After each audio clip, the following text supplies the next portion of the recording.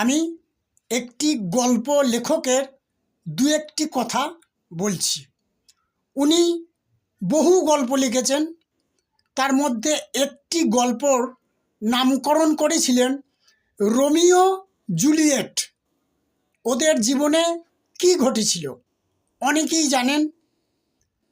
ঠিক ওদেরই মতন এদের জীবনে কি ঘটছে দেখুন। পীড়িতের রীতি এমন